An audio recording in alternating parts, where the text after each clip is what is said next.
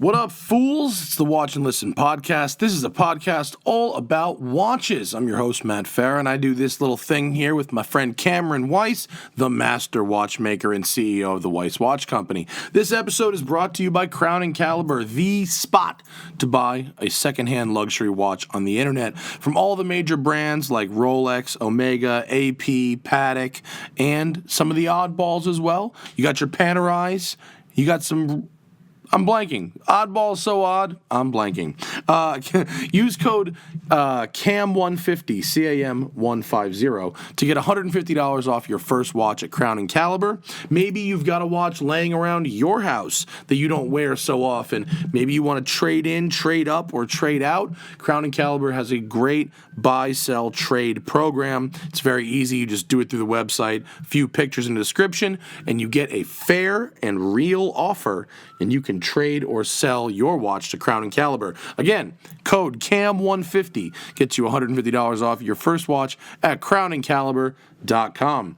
We're also sponsored by Beeline Coffee. Drink it every morning. Cameron's got a roast. I've got a roast. There's a decaf, an espresso. They're always adding new roasts. And if you use code CHRONO, CHRONO, code CHRONO gets you 15% off anything at the Beeline Coffee store. These coffees are high altitude, which means that's where good beans come from, folks, way up in the mountains. Single origin. We've worked with them for now over a year and a half.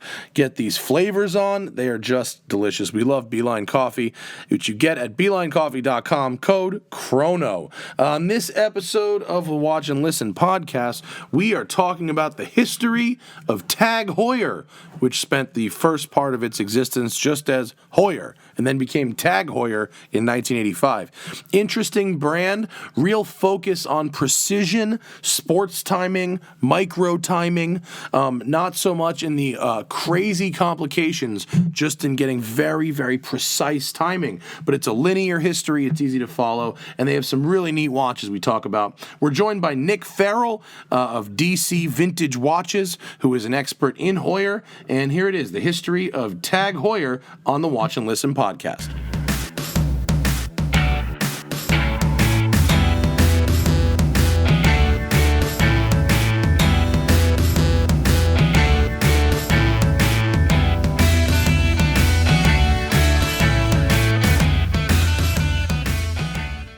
Yo ho, folks! It's the Watch and Listen podcast. Here we are, and I started saying everyone sit up straight and shit. You guys are ready? Oh man, this is going to be an interesting episode. We are talking about Heuer and Tag Heuer. I think we're going to call it History of Tag Heuer because that's the current name, even though you can't write Heuer/Tag Heuer. Whatever it ends up calling, people won't like. So, yeah. Cameron Weiss back in the building. Hello, sir. Hello. Good with morning. A fleet of watches that Crown & Caliber has sent us for this show. Actually, I think of all the brands we've covered, this is the dopest, or I think this is the biggest variety of watches we've seen from Crown & Caliber for a brand. So yeah, for a single brand? Yeah, so a lot of the watches we feature are going to be up for sale at crowncaliber.com by the time this episode goes up. We've also got Nick Farrell back in studio. Hello, sir. Happy to be back. Of DC Vintage Watches, DCVintageWatches.com, and also DC Vintage Watches on Instagram. They do Vintage Seiko. They do Vintage Heuer. And when we had Nick in for the Vintage Seiko episode, I thought he represented well, so he brought him back. Plus, thank you. He brought me a new watch. I bought something from Nick. I found, it's better in person than I thought, too. It's usually the case. You remember the JLC Memovox mechanical alarm clock watch? Yeah. So Seiko made a version of that, like their own. Nick, tell us about the 1972 Seiko. I believe so. I'd have to see the let me see the serial number real quick. I believe so. I think the listing said 72. Yep, February 1972. Seiko Bell Matic. Throw this down because I just want to talk about this for just 1 second. So when the Seiko Bell Matic came out, it was actually during the late 60s and early 70s. It was a very big market for watches with complications, or in other words, like add-on, like an alarm. Dim the camera a bit, Cameron, please. Yeah, a little more. Yeah, there we go. So it's got a day date and a mechanical alarm. It does. So when these came out, they were actually pretty expensive for Seiko. I think that I've seen anywhere they were one of their most expensive watches they sold at the time because that added complication was so novel and new. With this, so in essence, to charge the alarm, you have to wind the crown on it, and if you turn the crown when it's in this depressed position, it will rotate an inner ring, which you can set for the time for the alarm. It's actually charged right now. Can I charged Cameron it before we came in. demonstrate? Because you knew we were going to have to do this, right? Of so course. what do you? So Well, what do that's you why I did do? it. All right, So pressing the button. Correct? So it's running So the right button on now. the top, if Yeah. you pull that out with your fingernail, that's what sets the. In other words, it like activates the alarm. Here. Yeah, we got a lot of watches on the table right now. Okay. We've got a lot of watches. Probably got like 100 G's in watches on Yep. the table right now. So okay, and then what you can do? So the if you- crown- if you so the turn- button's pulled if you out. Turn the crown in its regular position.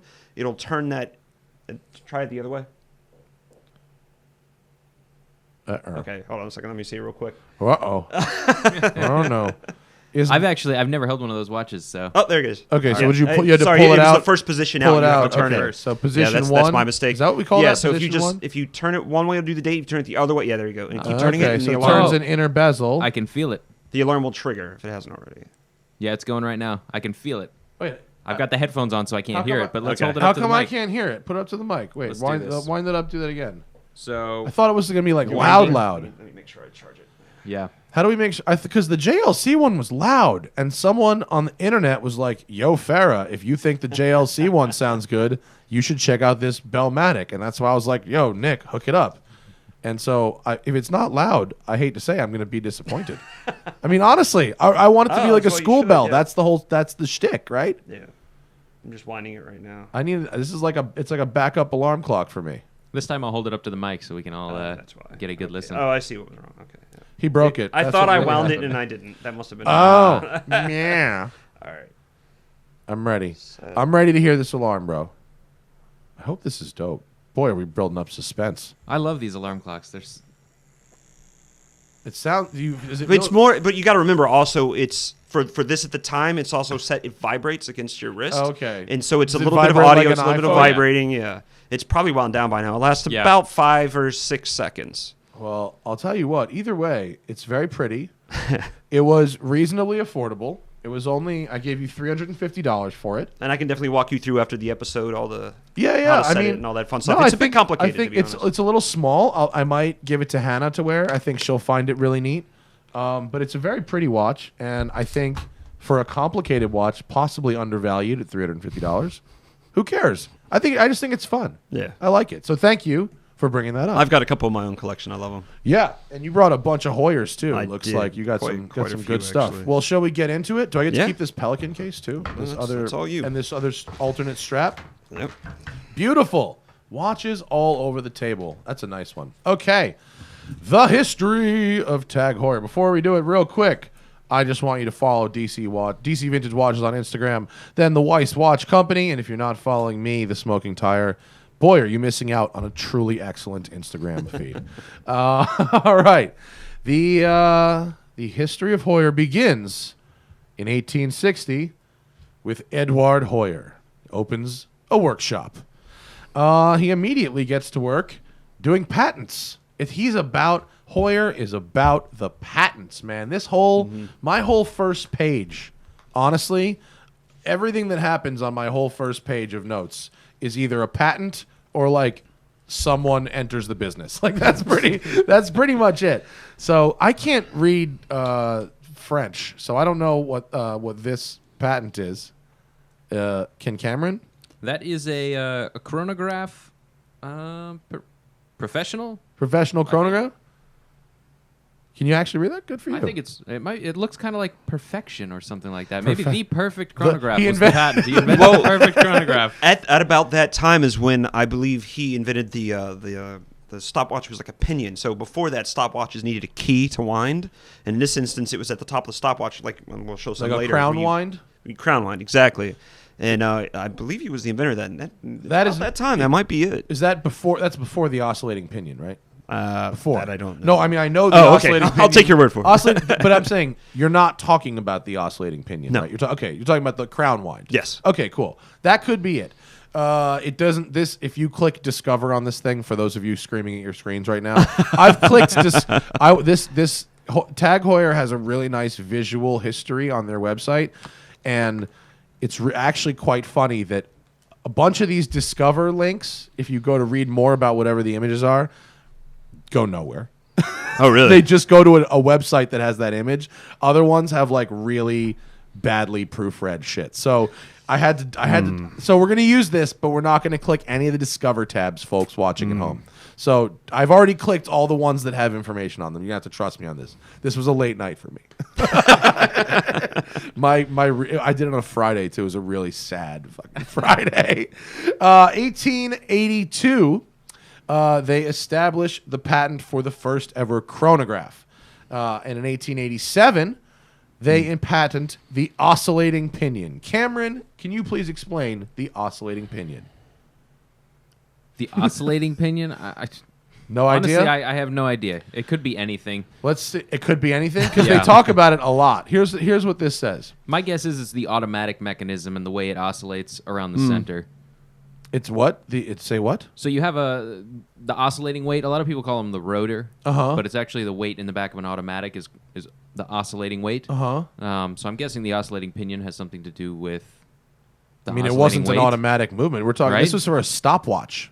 Oscillating pinion for a mechanical stopwatch. So an I oscillating. had to be honest. I was 100% counting on you to know what this is. I mean, it could be. There's many different things in a chronograph. It could be the pinion that actually tips back and forth to interact with the movement, rather than the old style design, which was prior to that. You had an actual horizontal clutch, where your wheels are coming in sideways like this together to meet, rather than that single pinion moving. Here we go. In and out. The oscillating pinion is an effective module used in chronographs. It consists of a movable shaft mounted with two sprockets. The one pinion is in constant engagement with the second wheel of the movement, while the opposite, after pressing the start pusher, grips the chronograph center wheel. By this, so that's the start-stop mechanism, isn't it? Is that what he's describing there? I remember in the book that we'll talk about later that I brought, I remember there was a time where the stopwatch, if you press stop, the whole thing stopped. But on this, parts of it will still go. Oh yeah, and so you can it reset. keeps it's a movement that keeps something moving, Correct. but it's disengages I think and that's what engages. this Is that what you think that is, Cameron? Yeah, that's exactly what it is. Okay. It's exactly the type of engagement that is in your ETA 7750. Okay, well, that's You what it have says. this pinion. It says used in today's movements. So Very few of them. Very few of them. the oest Yeah. of G It's 100 plus years. It's not bad. movements. But it's still in a lot of the Tag Heuer watches. Like this one right here has it. Which one? This one right here. This will have that. It's a lovely they call it, Carrera oscillating pinion. automatic we're looking at here. Yes. It is very pretty. You'll This is also that's have one it of the prettier in watches. This watch here. Oh no! Don't put it on camera. Oh. It's all right. Go. You can.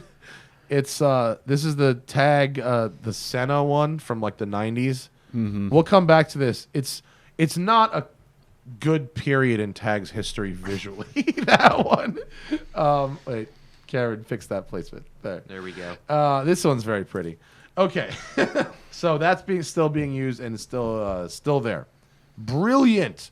In 1888, they patent an automatic chiming repeater, and Jules Edouard Heuer joins the company. That's Charles's son. 1891, Charles's other son, Charles Auguste Heuer, joins the company as well. And Charles is a gemologist, which is helpful for obvious reasons. Then, 1892, Edouard dies. The sons continue to run the business. They patent a water-resistant case, although I'm pretty certain this is not the first ever water-resistant case.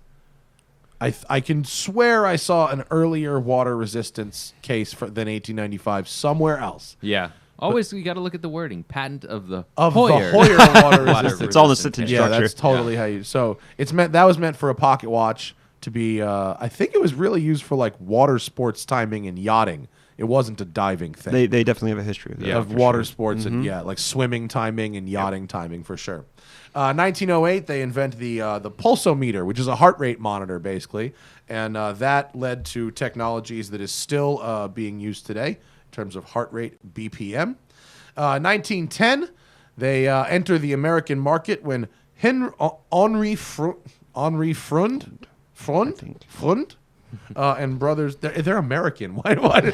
It's Henry Freund is the Americanization pronunciation. They distribute Heuer in the U.S. market. Then it gets cool in 1911 because cars are becoming a thing and planes are becoming a thing, and they invent the time of trip, which is a dashboard chronograph, and that is sort of a precursor to the rest of Heuer and Tag Heuer.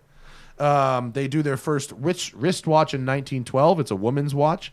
And then, 1914, they make a really beautiful pilot's watch. Are these things around, Nick, at all? They are. They're not cheap. How much is one of these things now? I don't know. On the early ones like that, it's rare. I don't see them. Have you ever seen one?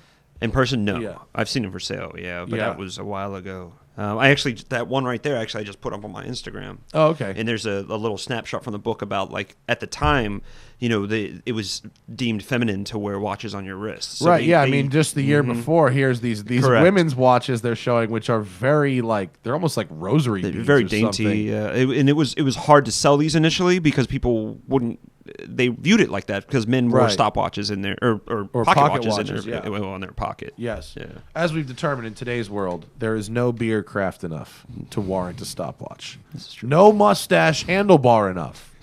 No pants tight enough. No seat close enough at the Vampire Weekend show to warrant a stopwatch ever in today's world. And then in 1916, they come out with something called the micrograph and then the micro split, which are stopwatches that are the first dedicated sports watches accurate to 1/100th of a second, and they were the official timekeeper for the Paris Olympics. And Nick brought some stopwatches. What's the oldest one you've got? I want to say it's this one right here. What does that go back to? This is going to be 40s or 40s, 50s. So we're almost getting there. ahead a little bit. We're getting ahead. So maybe we'll wait till. We'll wait. We're going to get there. We're going to get there. There's some skips here. And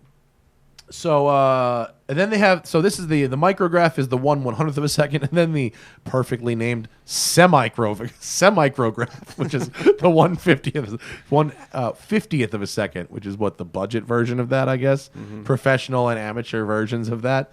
I like the name micrograph though. Do those ever come up for sale? You'll find those more than the 1914 ones for sure. Yeah. Again, it's. Because you look at that; it was over 100 years ago for some of those, and they weren't like the Breitlings of the Breitlings, Rolex, etc. So they didn't last as long, and people didn't put as much value in them. Right, makes sense. At least at the time. They probably even now, like a pocket watch is going to be worth less than a wristwatch, just like it is. That's the reality. Yes. Yeah. 1923. Hubert Heuer, which someone named him perfectly, son of Charles Auguste Heuer. He joins as the U.S. commercial director. And then in 1924 and 1928, they were the official timekeepers of the Olympics. All right, now it gets good. 1930, the pilot watch. Very pretty pilot watch. Do we ever see these? Yes. Yeah. Not on eBay, really. You're getting up into a little bit more expensive. Now actually, quite a bit more pricey range there. 50, 100. I wouldn't go that high. 20? 20? 15 maybe. Heuer Pilot's Chronograph. The people who talk about pilots' watches and that are actual pilots that I hear, they say what you really want is a chronograph, actually, and pilots' watches that don't have chronographs. I've got a couple friends in the Air Force. I've heard that. They're jet pilots. Yeah. What's crazy to me about the accuracy, it's like, I've got this chronograph that's down to like 1/1000th of a second. How accurate is a finger? Like, all right, the stopwatch is good to 1,000th, but like, is your eye-hand coordination also 1/1000th of a second? Like, the reality is it's not. That's crazy. Yeah. 1931, there's a guy named Professor Auguste Piccard, who is the guy that Jean-Luc Picard was named after. He wears a Heuer timer while flying a balloon into the stratosphere. And if you look at this fool, he looks like fucking Doc Brown. Straight up. I was about to say that. He looks like Doc Brown, except it looks like his brain can't fit in his head. Oversized, yeah. And he flew a balloon to the stratosphere. Good for you, Mr. Picard, Professor Picard. And you got Jean-Luc Picard named after him. That's dope. And then the car people jump in. 1933, the Octavia dashboard instrument. And that's sort of where the familiarity begins with us, right? Dashboard clocks for racing driving, for sailing, for flying planes became a very important and popular thing.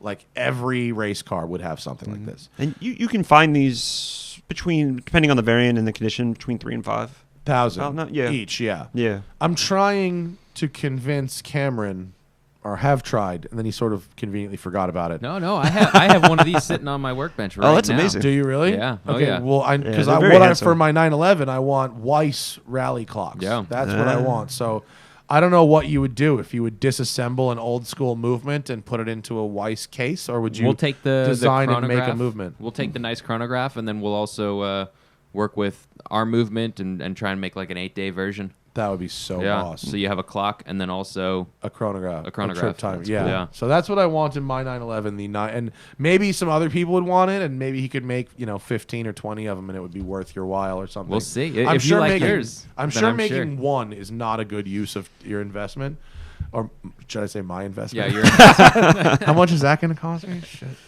It's good. If it happens, it would be extremely badass. Yeah.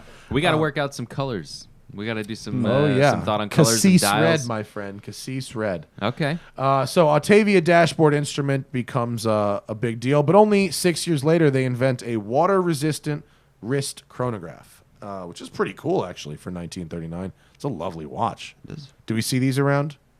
Yeah. Yeah? Not a lot. No? Yeah. A lot. I mean, and it's all relative because 5-10 years ago you saw many of these far more frequently than you see now. And it's now they're just stuck in people's cases. Heuer's far away. been blowing up for the last 3 to 5 years. They've every year they go up in price. They're amazing watches. They're very beautiful. Some of their designs are really, really nice. Yeah. And then, see, Tag's website is great. See, then in the 40s, it becomes about what military and political celebrities are wearing Heuer. And I think it's very funny. What do you say? You start in the 40s? What do we have for 40s watches of this? I have this period. I have a. Let's take a look at mechanical moon phase. Ooh, from about what year? I don't know the exact year, and then I want to say it's probably the mid to late 40s. That's gorgeous. Wow, So that's very pretty. And you see very characteristic of the time of the 40s. It is quite a bit smaller than watches today. I want to say, what do you think, Cameron? Maybe 32? It's 34? I think maybe 34 on that one. Okay, yeah. Yeah. So you can see like the moon phase complication at the 6 o'clock position, which tracks the moon. It's also is that an 30-day annual period. calendar, calendar, or is it just it has a day and it has a month, not annual, just a calendar. just a calendar. Yeah, so okay. you can won't, change it every 30 days. Yeah. Yeah. Still lovely. Remind me what Inca block is again. It says Inca block on the dial. We talked about it in a previous shock show. protection on the balance wheel. Oh, right. So right. when they invented shock protection, and there were these competing companies that had created these shock protection systems for the balance, the companies wanted to put that on the dial because that was like an endorsement saying we have shock protection in there and we have the best brand. Like Inca when block. they were having when Discmans happened. Remember, it was a competition to see who had the longest ESP. Yeah, 45 seconds. Bro, do you think in 20 years when Discmans become like real collector's items and shit, is it going to be the no shock protection or the 30-second shock protection Discmans that get popular? Because people are going to want the original, right? The first ugly box one, not the Jeep-themed yellow 1994 version. I literally just saw a Zach Morris Saved by the Bell brick phone for Bro, sale on eBay for like for money. $600. Real which money. Seems insane to Homie, me. yeah, for real money. I reviewed a Lamborghini Countach in '87. This was back in like 2013, and as the dude was so fucking awesome. He flatbedded the thing to the canyons, and I drove it up and down the canyons all day long, like 8 hours. The car was great. Flatbed came and just took it home. And to send him a thank you, I went on eBay and I bought him like a bag phone, like the over-the-shoulder brick phone to go with the car. It was like got a so match, right? perfect match. It was awesome. And That's and awesome. when I bought my Porsche, the guy sold me the car. It's an '87. Guy sold me the car. and sitting on the bench in his garage was the car phone out of it. I was like, how much for the phone? He was like, not for sale. No way. Take this beautiful, perfect 911. You're not getting. He knew what he had, apparently. He knew what he had. Oh man, that's so awesome. Here is an example in 1948 of the autograph, which I think is a chronograph, but I can't tell what an autograph does besides normal chronograph functions.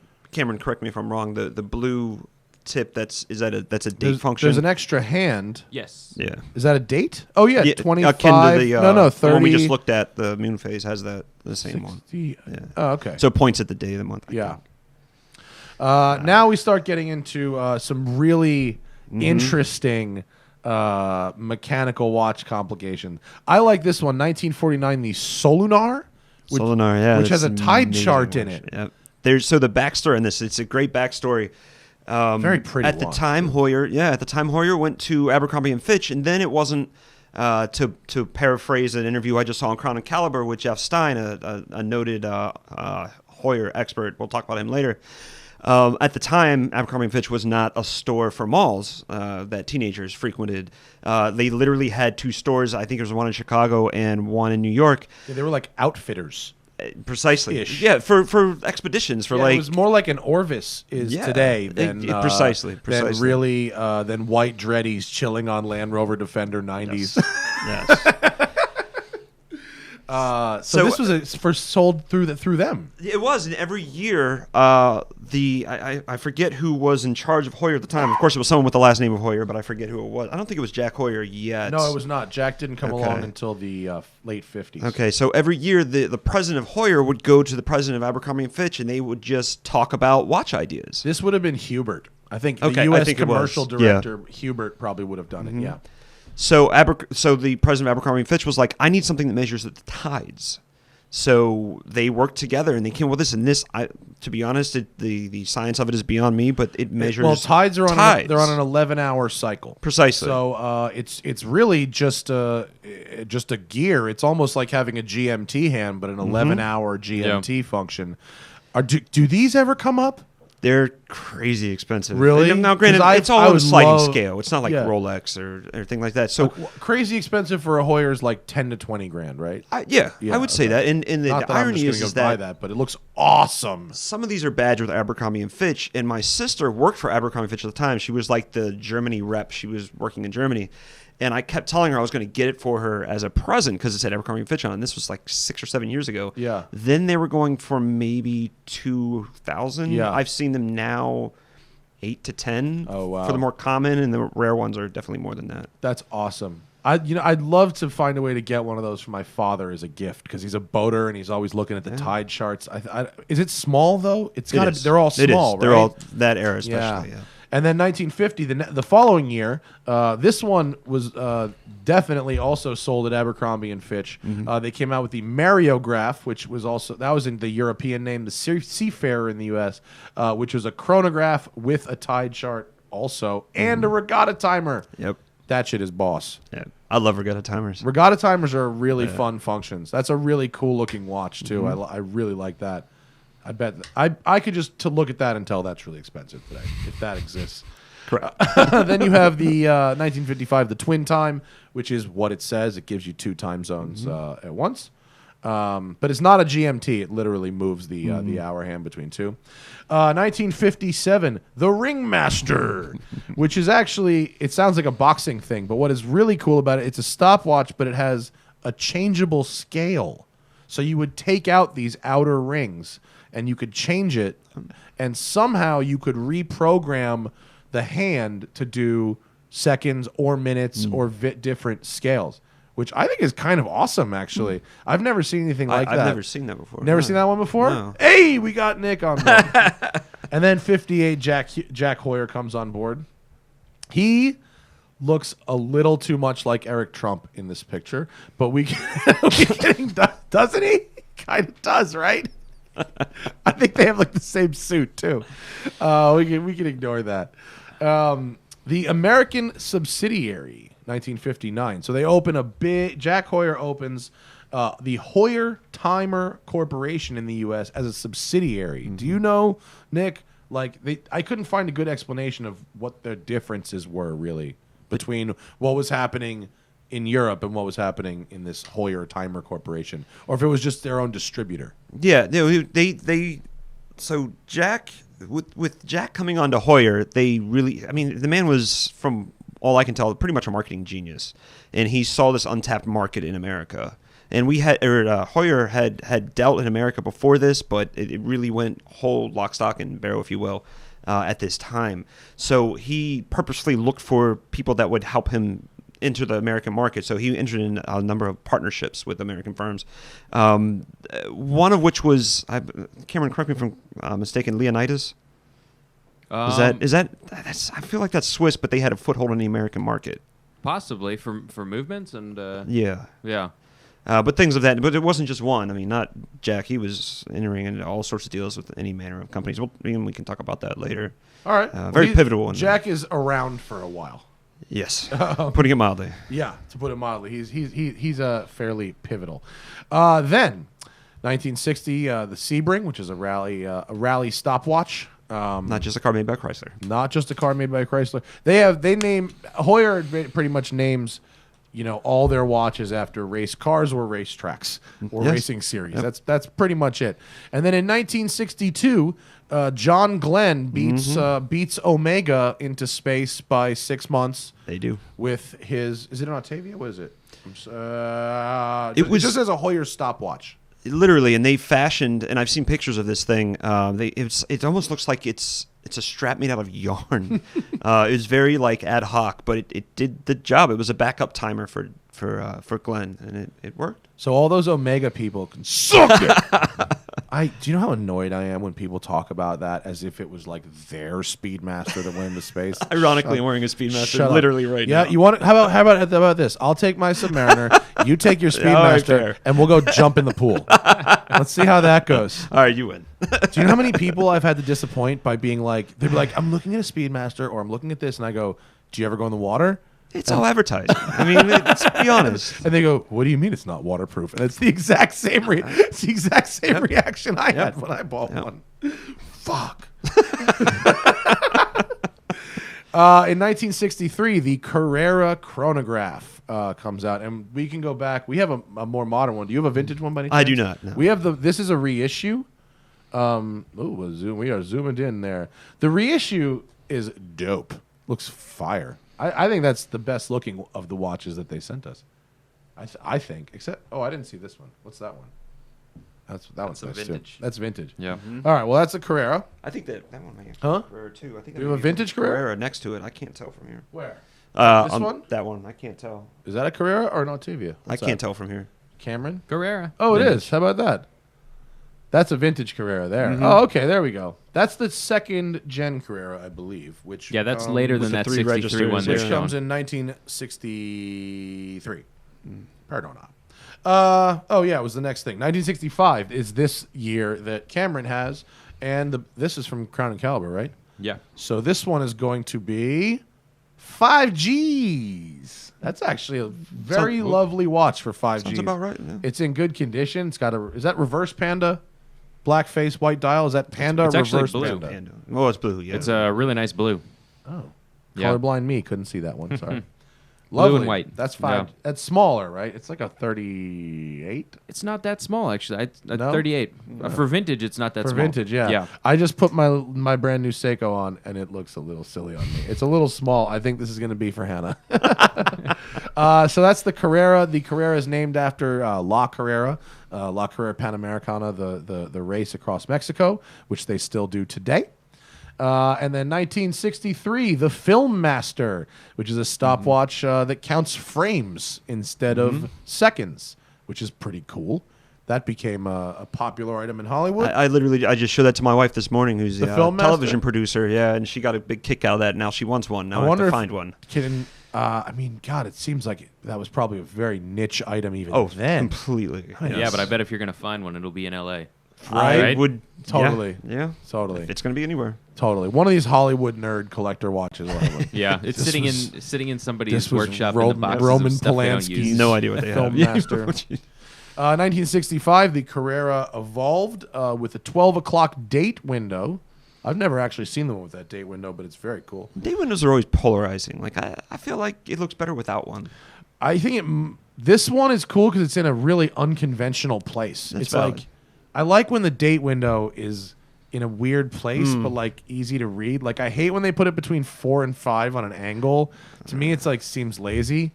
Like I like it, and the 3 o'clock is good, and I like it when they put it all big up top. Or I don't know. This one's all right. Kind of about it. So the Carrera in general is like a real pretty watch. Yes, very. It's a very handsome dress watch. In 1966, they invented the new micro timer.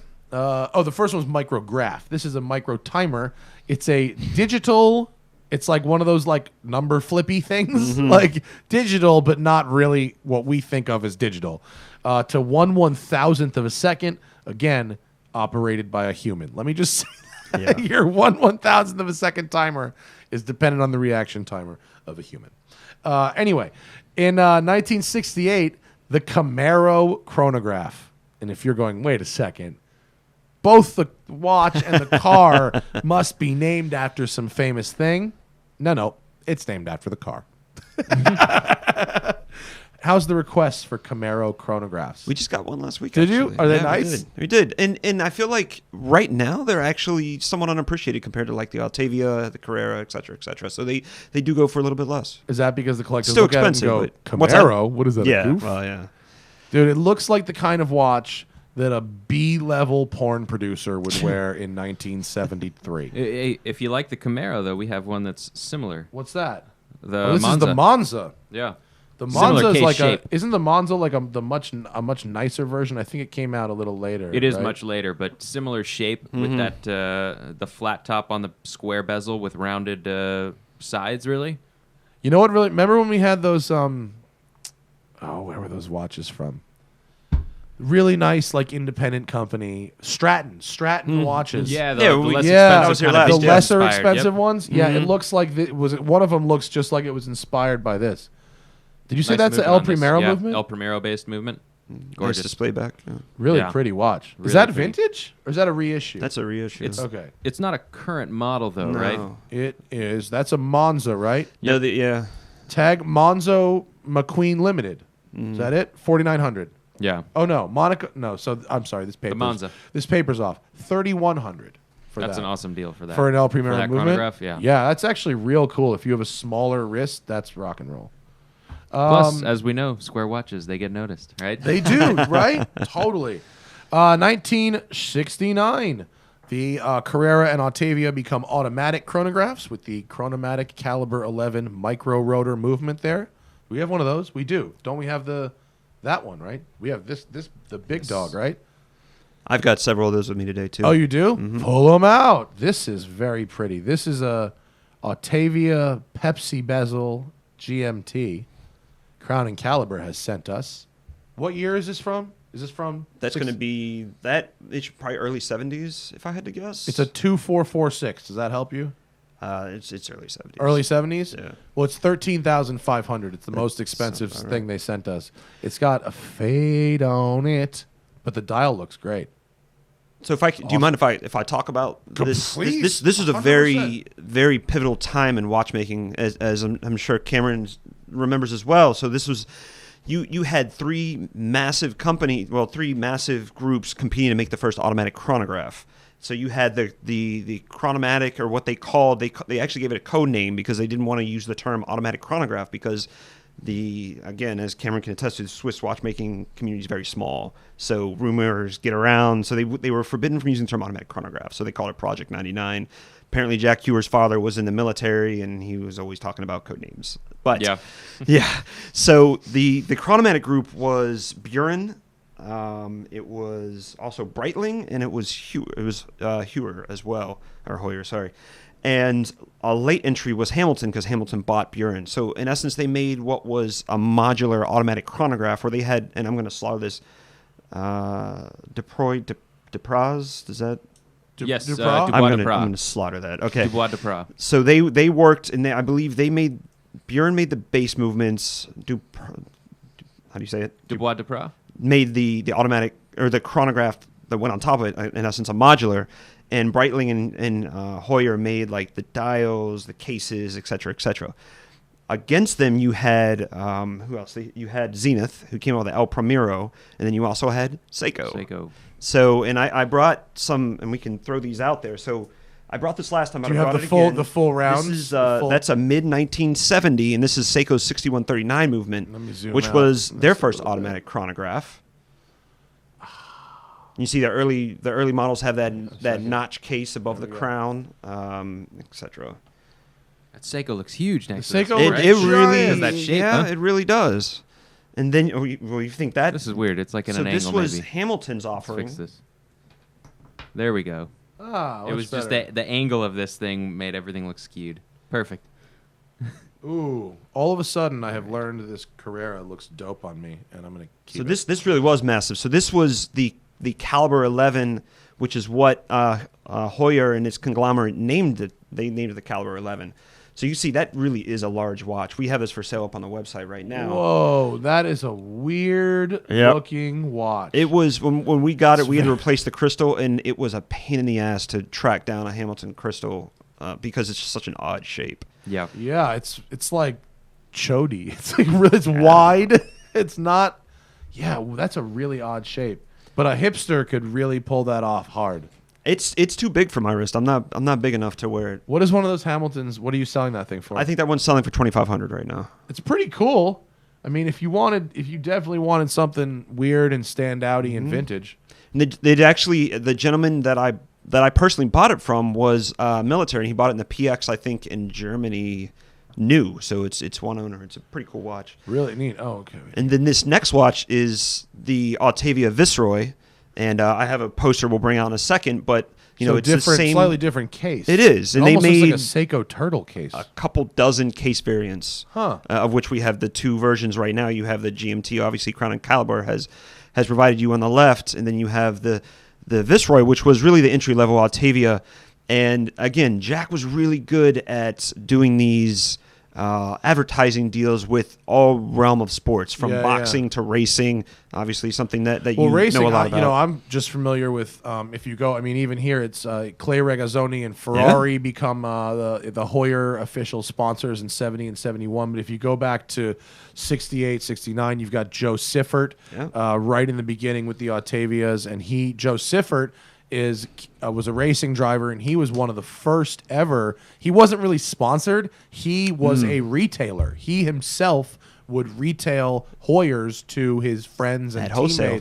Yeah, like a Cutco salesman or something. He literally entered into a deal with Jack Heuer to do that. And after his untimely death, Jack Heuer was like, all right, no more individual deals. We'll sponsor the cars or put our name up on there. Right. But it really, I think they were pretty tight. But Siffert was culturally important because he got the watches onto the wrist of Steve McQueen and into the movie Le Mans, and that sort of became a thing. And Steve McQueen was wearing this. There you go. The Monaco, and actually, he was wearing the Monaco, which is identifiable because it's square, and he was wearing it because they needed to have 3 watches available for filming, a primary, a backup, and then one for close-ups, and so they only had 3 of these, and he didn't particularly care. I think he preferred the Carrera, actually, right?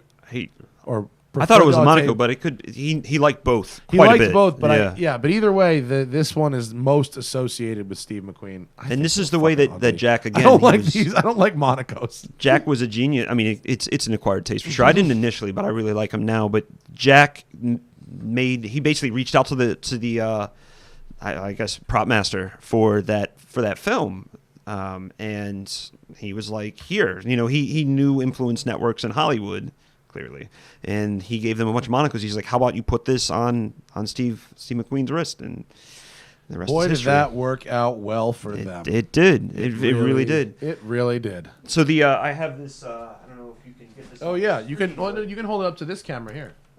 Let's get it in close. Wherever, I don't know. That's fine. You can see it. It's here. Wait, look. I literally took this off the wall of our still. office, and it is an advertisement from a magazine, and it's with Parnelli Jones, and Jack entered into an agreement with him that this normally $200 Octavia, again, they go for anywhere from $3 to $20K right now, depending on the variant.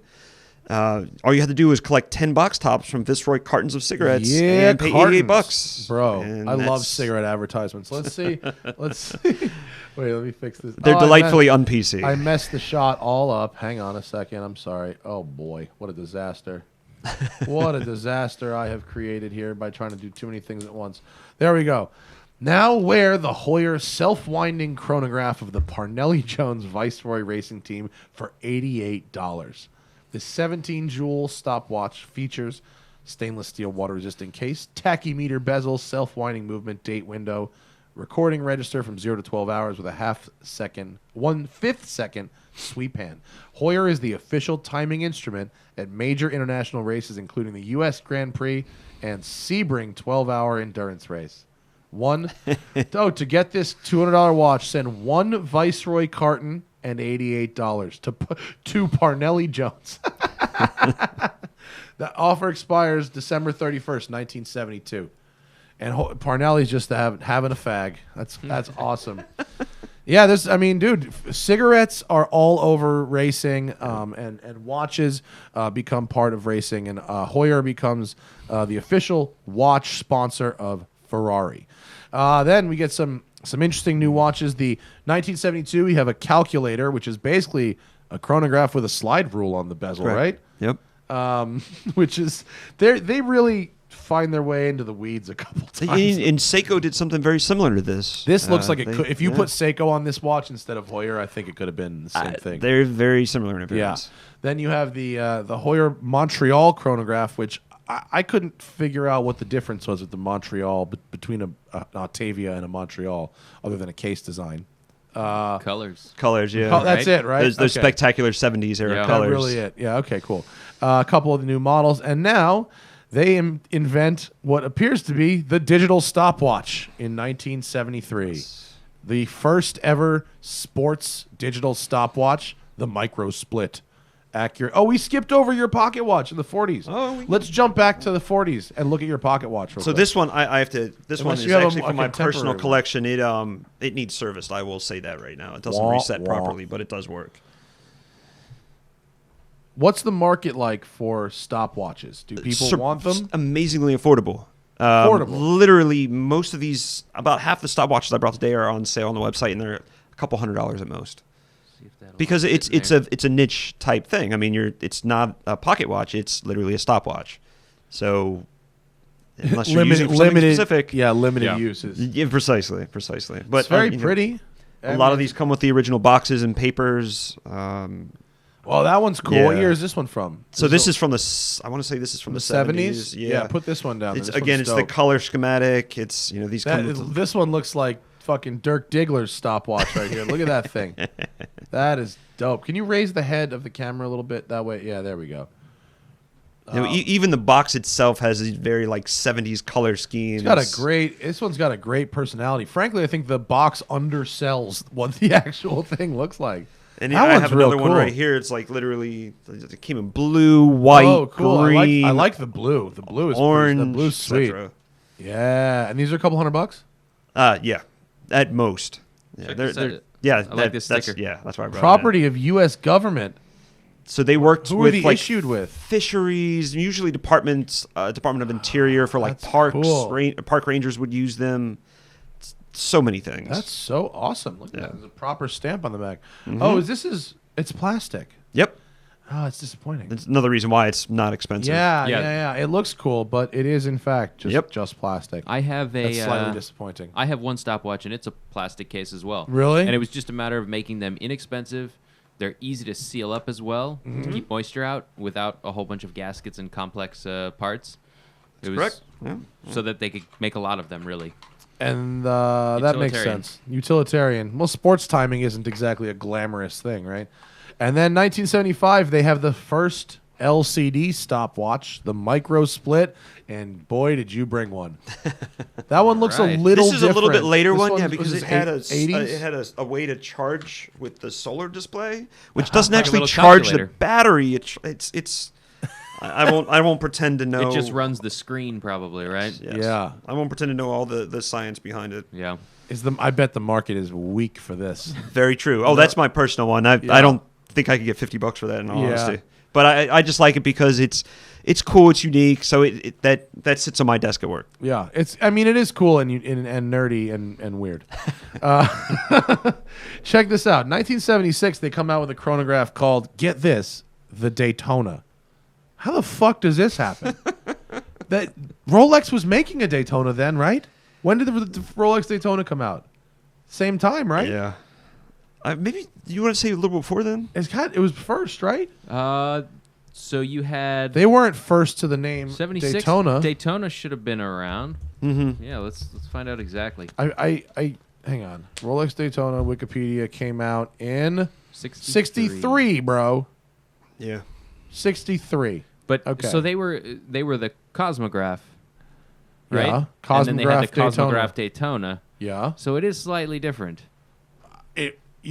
I think, man, that's close. Right? I'm but surprised they're both named after something else. But they're both the same thing named after something. I mean, maybe I don't know. Rolex didn't have it copywritten at the time. Maybe it's totally possible that they would be disorganized enough to not copyright that. Or how long was maybe this that's why there's a lot of history do you think of that. That's why Rolex makes up all their own weird names for shit now, so they can copyright stuff instead of definitely. naming. They're pretty diligent with that.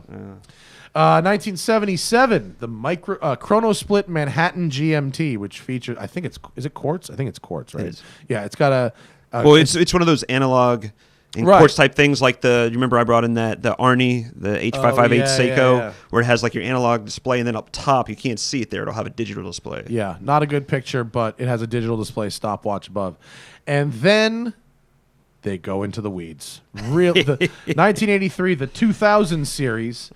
Professional sports watch came out with six defining features: 200 meters water resist, a screw down crown, a turning bezel, sapphire crystal, double safety clasp, and loom. Did you bring one? I think that's a 3000 series that came right after it. 3000 series. Mm-hmm. This is my own personal.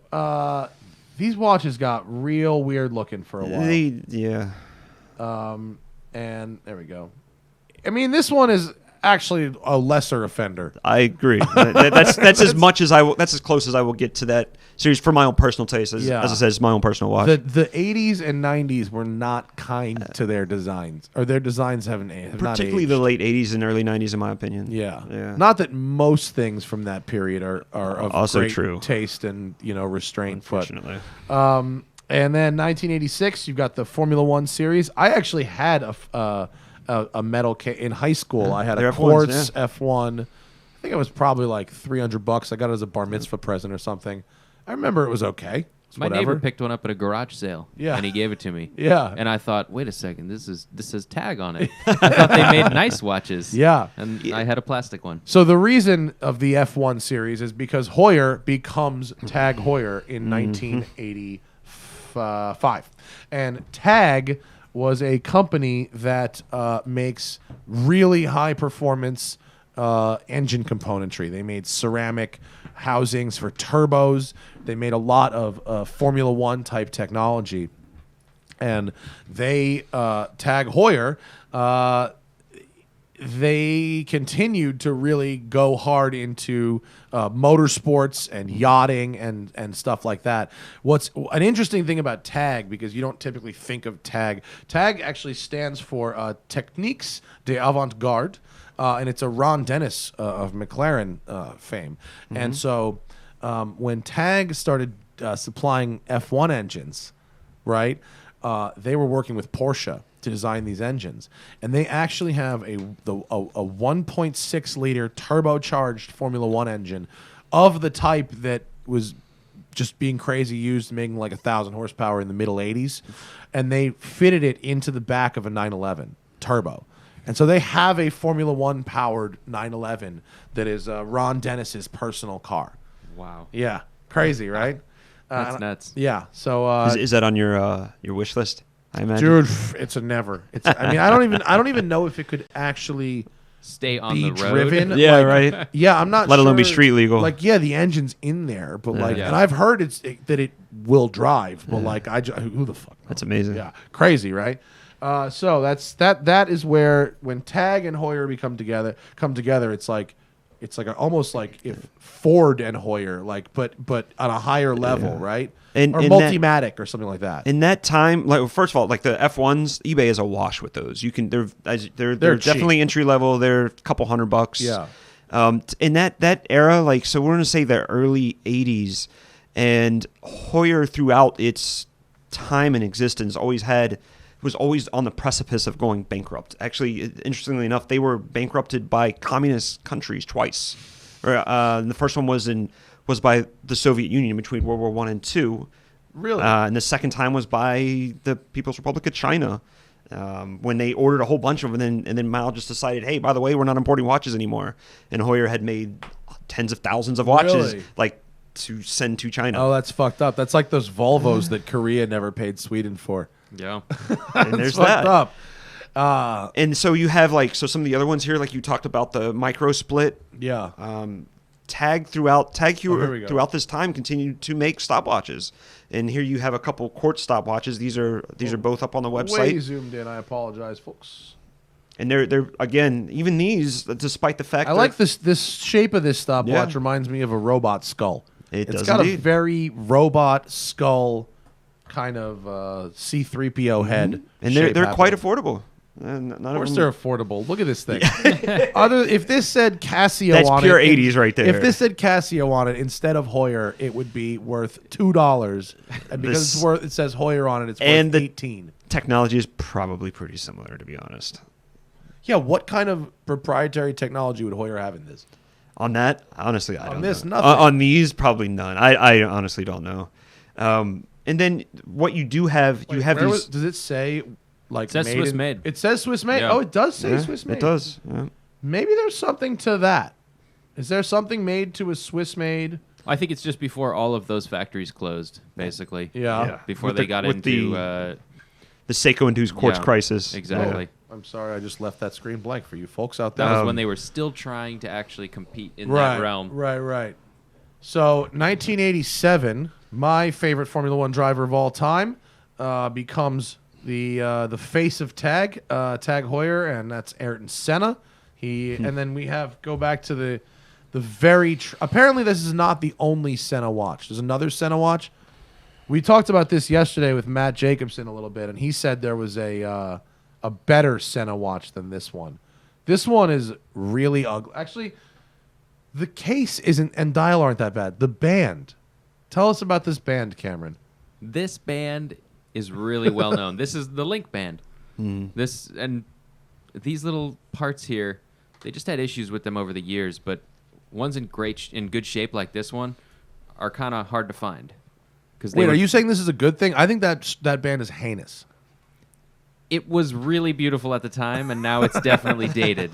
Like, I really wish the Senna watch was something a little more classic, because I have such disdain for on-the-nose motorsport watch car comparisons, but I would buy a Senna watch if it didn't look like that.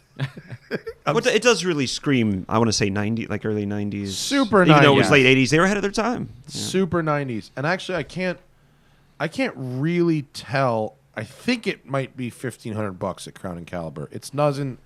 I think it's one of the bottom two that's not really listed well, but I think it's $1,500. I don't know. I'm just gonna click look away. I'm sorry, Ayrton. You got fucked, buddy. Your legacy is way better lasting than your watches. But in 1992, Tag Heuer becomes the official timekeeper of Formula One. That's dope. That's a real deal thing. Who's the official timekeeper of Formula One right now? Right now, I don't know. Actually, I don't Formula know. Maybe Omega, maybe Rolex. No, it's neither.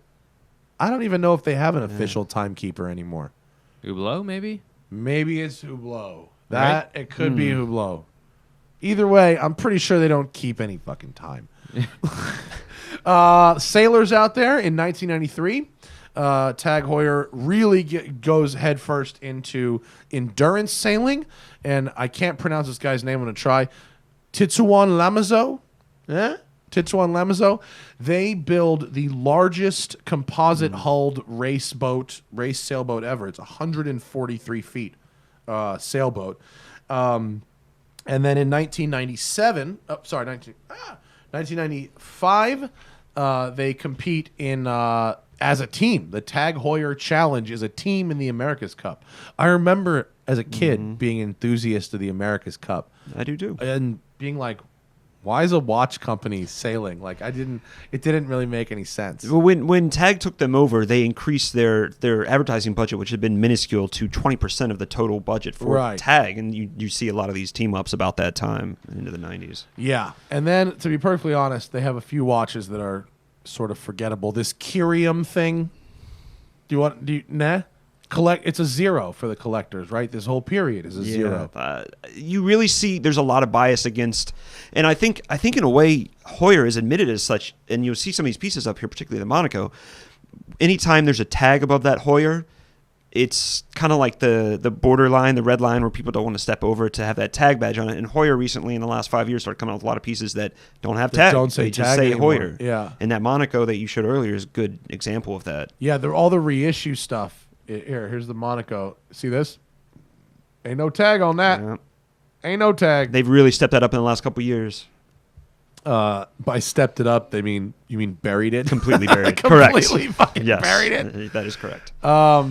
Let's see. Yeah, we're gonna skip past those. There's some. They're just. I wonder if any of that's going to be like the car industry, though, where like the 80s and 90s cars just got trashed and nobody cared about them, and they're not collectible, and then all of a sudden, maybe in 10, 15 years, people are going to say, that was my first car. Maybe I want to try and get one of those.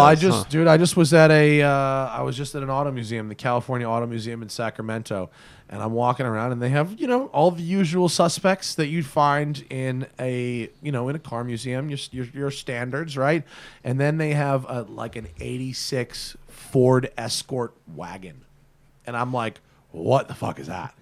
And I want to know all about this wagon. And the curator of this museum is like a 25-year-old girl, and she was like, I'm so glad that you asked about that. And the older folks that run the museum, tell him what car you were asking about. Tell him what car you were. And it was like the Escort wagon, and they're like, see, people give a shit about this stuff now. Like, what was that movie Chevy Chase was in where he drives cross country to Wally World? I can't remember the name. Vacation? God damn it! The man can't remember the movie. That was it. I don't know. Hey, I'm age peers here. I just don't remember. Yeah, but yeah, probably something like that, right? Oh, dude, yeah. I mean, I don't know about wood-sided wagons, but like, it's impossible. Good luck finding a wood-sided Dodge Caravan. Yeah. You know what I mean? Yeah. Like, I remember those. Yeah. That's actually what they said at the museum, because they had a Shelby GLHS, which was the Omni hatchback with the big motor in it, and then they had this Escort, and I was like, you guys are on the right track. And they're like, we're really looking to find like a really good early 80s minivan, and they're impossible to find.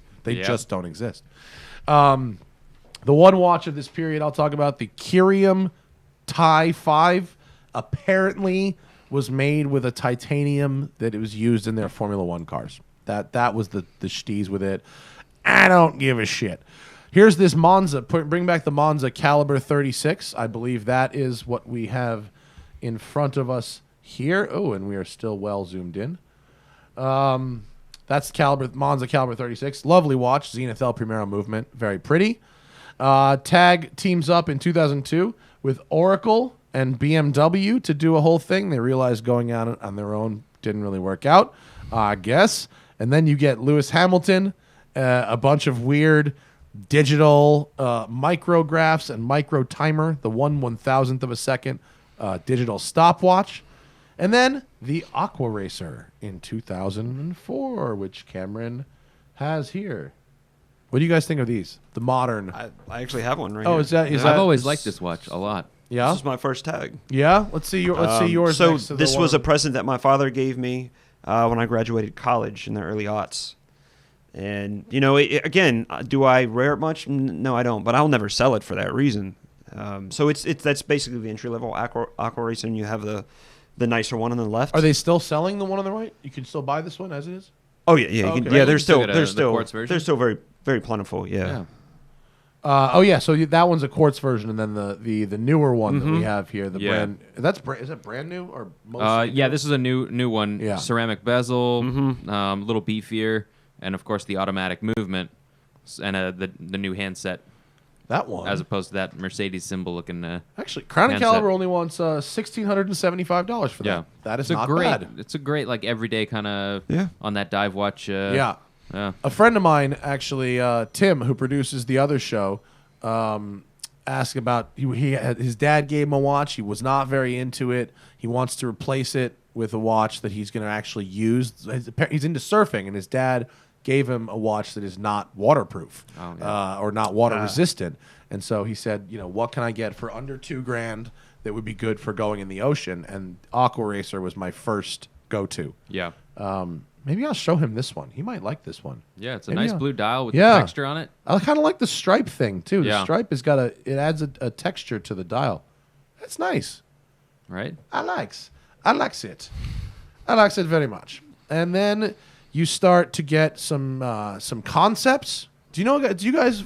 What do you know about these, Nick? These sort of 2000s era concept-y watches. Anything about? I mean, this? at this time, you start seeing a lot of like, how do you say his last name? Richard Millet. Yeah. Isn't it? Clearly, I know no romance I language. think it actually is Richard Millet, isn't it? Okay. Yeah, So- Millet or Mille, Millet. right? Everyone on YouTube can rip me apart in comments Yeah. for that. But it's very akin to that. I don't We'll just know. call Obviously, him Richard. what's that? We'll Just call him it's, Richard. Dick, We'll it's just call Dick him- Mile. Dick Somewhere Mile. he's watching this, shaking his fist at me. Yeah. But that's fine. I personally, it's not something that I'm really attracted to. But to each their own. So I haven't, as a result, paid much attention to it. Why do you hear all those rings? Yeah, who's calling on this old school phone? All three of those. Fortunately, that phone is actually linked to this computer, so I can just click decline on the computer, make it go away. All three of those were solicitor calls. Wow. All three. I've That been was getting a lot 3 of in those 5 recently, minutes. too. Isn't that crazy? It's so nuts. Fuck everybody. Yeah. I mean, honestly, because if you make a website, if you just make a website, that's have it. to have a phone number. Have to have a phone number. Phone number has to be published. And even if you go through afterwards, a week later, and change the number to a Google Voice number or I a was just fake about to number, suggest that, which yeah. I've done. So Which if we've anyone, done too, yeah. if anyone goes to look for this number, you're not going to get my actual number. You're going to get the Google Voice number, but Yep. there's no coming back from it. It's Yeah. completely fucked. All right, So these concept watches kind of came out when they were moving into making their own movements. right. When they that's a were good point. getting into that. So Oh, that's valid. while they're doing this R&D, they might as well have these really expensive employees and all of this expensive equipment and technology working to create these concept watches rather than only focusing on creating replacements for the lower end models. Right. So they came out with quite a few concepts, which are really pretty cool as far as the stopwatch element involved. They were really splitting the second down incredibly small for many years. In 2007, we have the Grande Carrera, which we have one right here, which used this interesting rotating system, the RS movement, which uses these kind of wheels to show information instead of hands. So not the prettiest watch. We gotta wind it. Oh, sorry, Hey, it's also gold being an It's- acquired taste. bro. usually. It's For gold. me, anyway. It's rose gold. Oh, that's definitely rose gold. Oh, yeah, that's so gold. But is that it's real rose gold? Oh yeah, it's $9,000. is. Yeah. Oh yeah, it's a heavy watch. Yeah. And the thing, like you were talking about in your last episode on Oris, Tag, I think, is the second most counterfeited after Rolex. And I've seen, unfortunately, a lot of the Grande Carreras, and they're not even good copies. They're just complete garbage. So, yeah. Do these things sell well? I don't know. It's not really my style, but maybe if it was not gold and the white face, maybe if it was a different color or something. Like the one you have on the screen, the middle one. That's the one a on the handsome screen, one, with the black gray, dial. yeah, that one's a little more handsome, I think. It's not. This one's definitely flashy. It's definitely West Palm Beach. Yes, that's for You took sure. the words out of my mouth. Yeah, It's definitely West Palm but to Beach. each their own. I don't know. And then where are we at now? We have modern. Now it's modern watches. Oh, the Pendulum, 2010. The Pendulum. They come up with this Pendulum Oscillator, which is a magnetic oscillator escapement that uses no hairspring. It does it magnetically, and I don't really know if they're making commercial watches now based on this technology, or they're still working on it. There wasn't a lot of information going to today about it, but apparently that is a technology that exists. Isn't that similar to spring drive? Yes, very. It is, right? Yeah. Is it exactly spring drive? No, It's because it not exactly- oscillates. no, it's not exactly Spring drive spring only drive. goes one way. Yeah.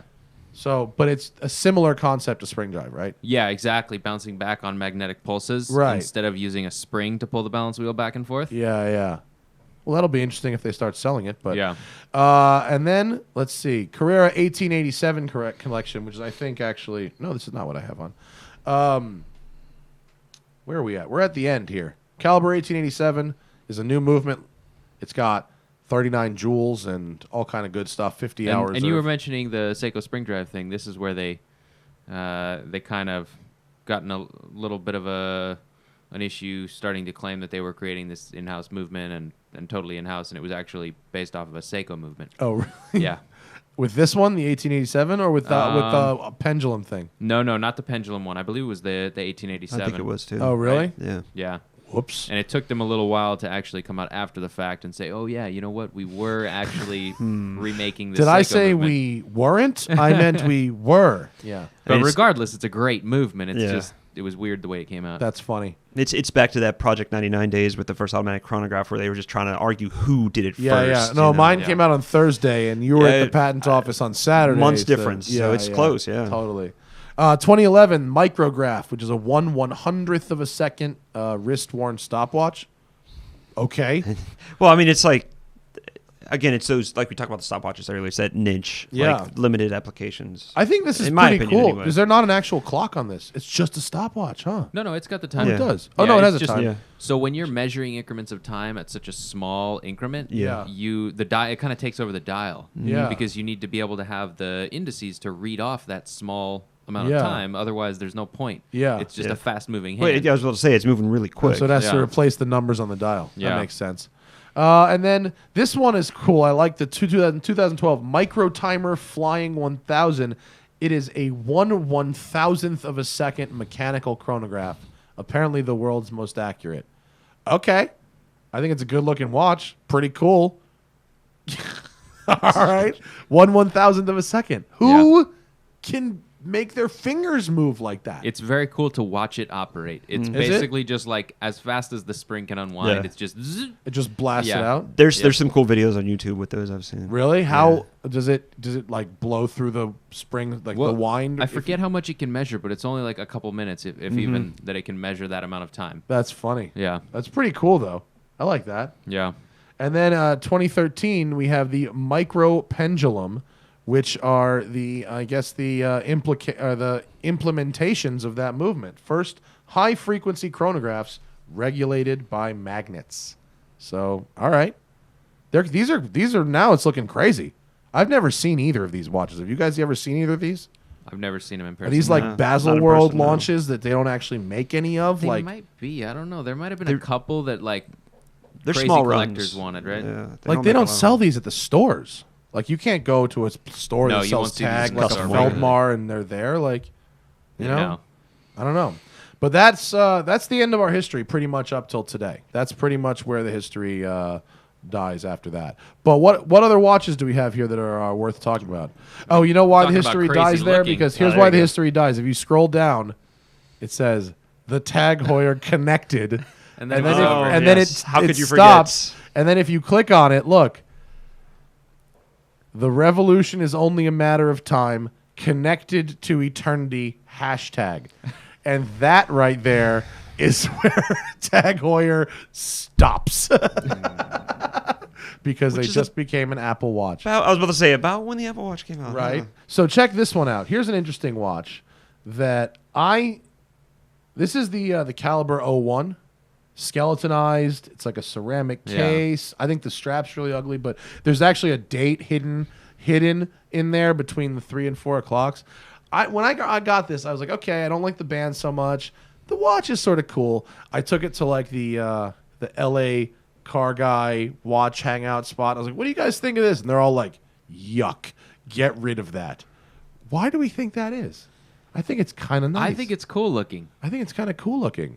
It's not the style of watch that I wear, but I think it's really cool looking, and the amount of work that goes into open working something like that that is a chronograph it's a lot of work, and it's got this ceramic case, and It just- really, when you wind it, the winding crown like feels really nice. It Yeah. feels like a good good slick winding crown. I don't know. I think that thing is pretty cool. I think Grande Carrera wants about $4,000 for it. And you can always change the strap. I mean, that's... You can, although... So if you look at how this strap weighs...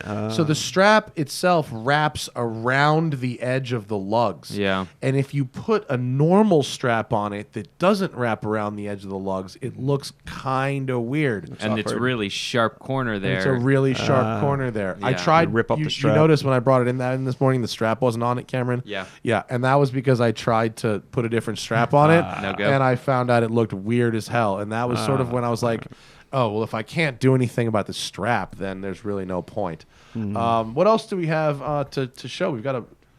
Is that one from you, This is or an is that older from one. Crown that is Crown from Caliber. Crown Caliber.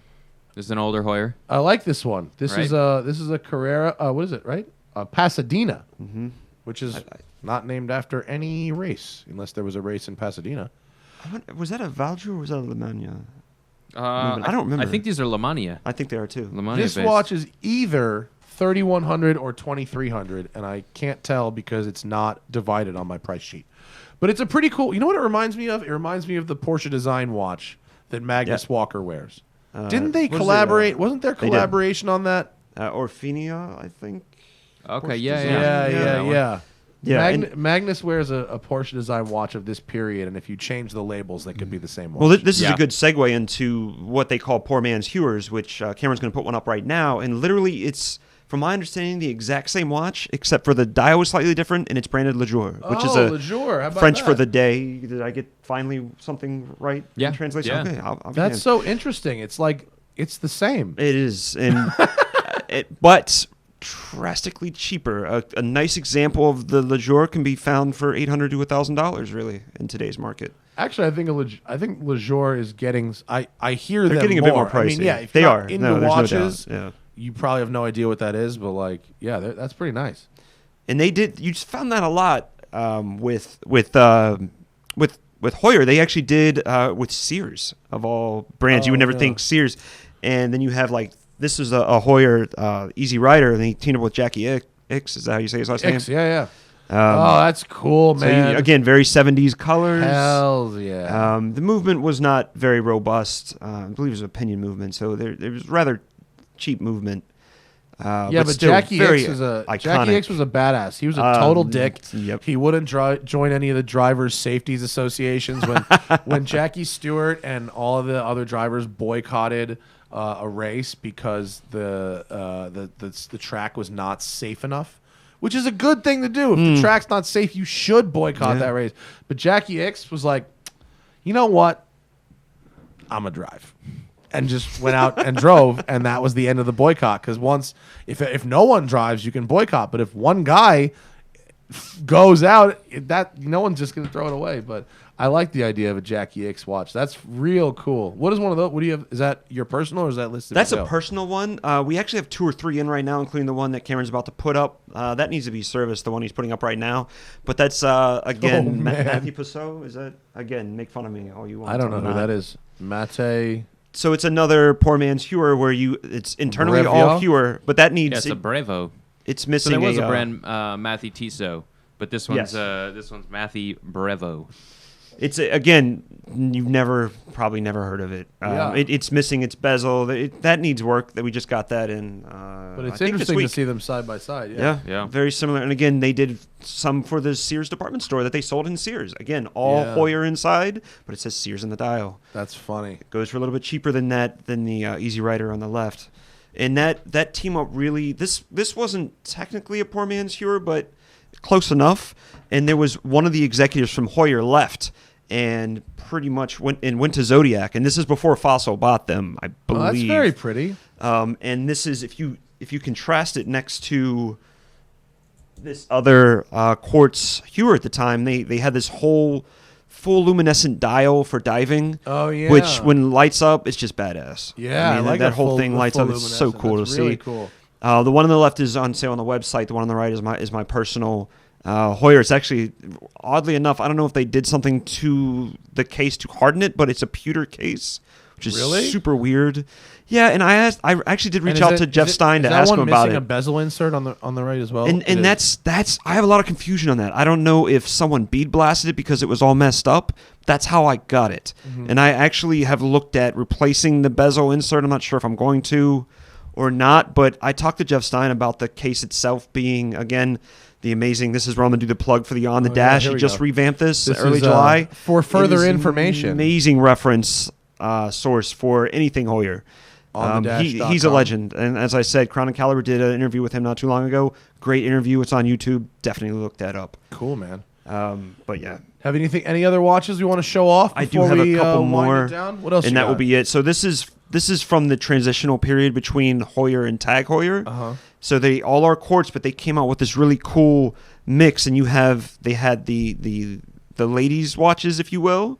And this is that's like a 28 millimeter.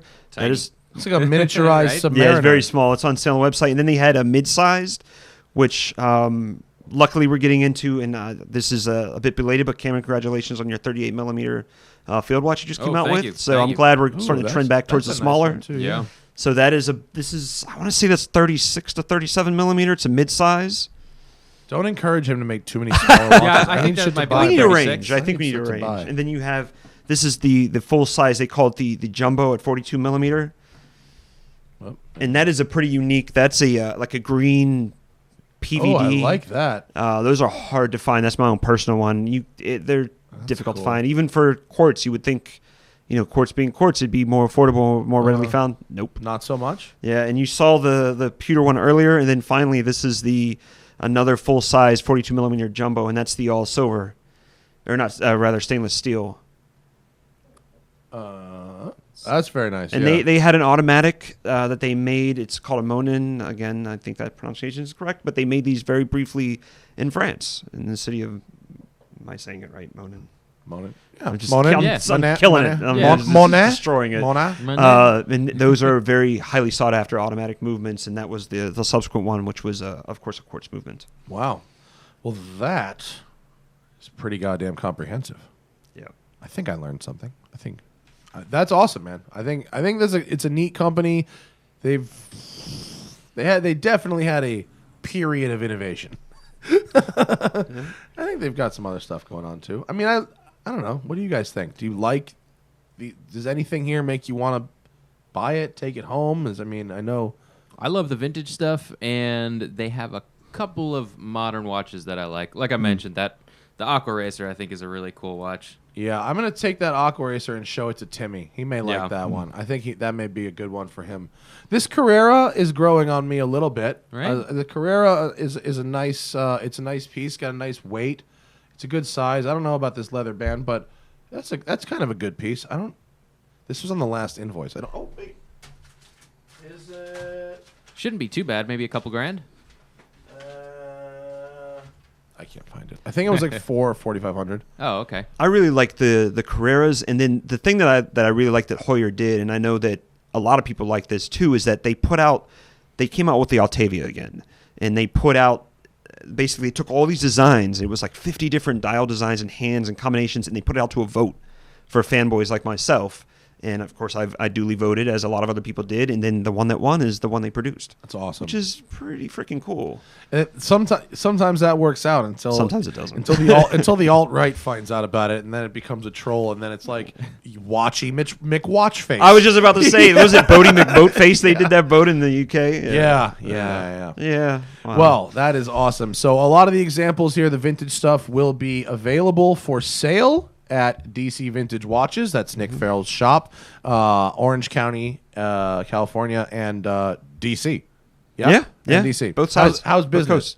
It's good. Did you sell any pieces after your last appearance here? Quite a few. Quite a few. Thank you for that. Oh, by the way. good. Yeah. Watch and listen podcast is good Yeah. for business. Yep. Yeah, Seiko. Seiko and old Heuer stuff that's hot right now. It's I good mean, stuff. anytime someone hits me up and says, "What do I buy for less than $500 or $600?" So my instant go to is just Seiko. I mean, Yeah. this sweet little guy here is $350 from Nick. Yeah. This beautiful beautiful Bell Matic, which I think it's actually too small for me, but I'm happy to give it to Hannah. I mean, the vintage Seiko we have, 60s and 70s, ranges from anything from a couple $100s for a 7005 piece to Again, we just sold that Seiko. What was it? The Contra. Oh, the Contra. The really weird. The double thing, yeah. Yeah, The double that was pod, cool. yeah. I like that watch a lot. We super cool. got one right after the show, and it sold in 45 minutes. Well, you did, and you kept your word. You did send me a Pogue. You gave me first right of refusal on a yellow dial Pogue, and I passed on it because I'm waiting on one that's a little fresher. Yep. This one had some more evidence of use. But all the modern watches, all the modern watches that we're showing today, oh my God, will be available at Crown & Caliber by the time this podcast goes up. And, of course, follow Cameron, Weiss Watch Company, buy his watches. The new 38mm field watch is out. And, of course, the 42mm American issue field watch that I have and I like to wear. There they is. I actually made a cool pouch recently. You made a thing? Yeah. Nice. What did you I make? made this new pouch. And Yourself? no, not myself, Someone but made? with the brand. So we have a leather guy that made these for us, and it's pretty cool. Can you move the head? I think it's too big. They are nice. Is it it's like a watch carrying pouch? Yeah, exactly. And I was always traveling with my watches, but I like to have multiple straps for every watch. Right. So I made one that actually has a little strap sleeve pocket. in here. Well, you can put the tool. So if you have a strap changing tool, the tool goes in there and it keeps it from scratching your watch. That's so So you can put the tool in, you could put a watch, and you could put an extra strap, So then you can travel with it. Selling those on your website? Yeah. How much are those? These are actually not priced yet. I just got these samples in, but I think they're going to be like $100 for one of these, made in the U.S. That's so awesome. And we've Looks like also some got nice like a leather. distressed. That's a great accessory. Military one. Oh, dude, you're gonna have to throw that's me one of nice. those. Yeah, eventually. made in USA. Fucking but cool. It's perfect. 'cause idea. You can do a watch, a tool, and an extra strap. Good idea. We should send a couple of these. Send the designs over to John Ward and have him make us some gecko ones too. Yeah. This yeah. feels nice. This is really soft. Yeah, there's Good that one, leather? and then there's all full grain Oh, leather these made are in the US. those are both really soft. Yeah. Ooh, That's a nice, very that's a nice. nice leather. Yeah, And the button is antler horn. perfect. I demand that's antler pretty horn. cool. Antler button. Yeah. That's pretty awesome. All right, cool. Where do you get Pretty antler soon Cool. from antlers.